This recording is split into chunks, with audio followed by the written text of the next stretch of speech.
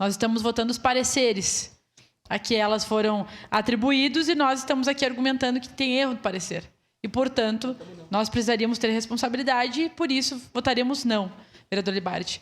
Mas a gente ouve milhares de coisas aqui, vereadora Sandra, que nos causam revolta, que a gente percebe que é isso, né? Eu tive até que ouvir que o presidente da casa era neutro.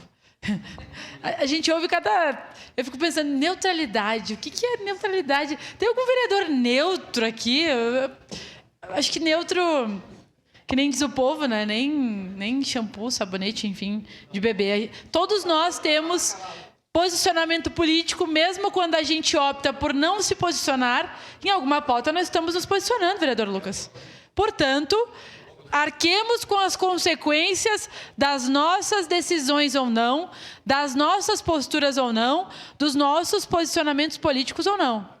E o que está se optando aqui nesse momento, até o momento atual, pelo que eu compreendi, é que a base do governo quer rasgar a nossa Constituição em última instância para patrolar em relação a uma decisão que eles teriam maioria de votos.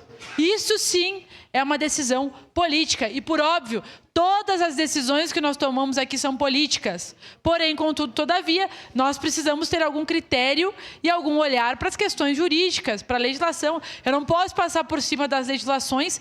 Aliás, se eu discordo de alguma legislação, eu tenho que propor uma alteração da legislação, inclusive tem que ser municipal, porque se é estadual ou federal, não está dentro das minhas atribuições.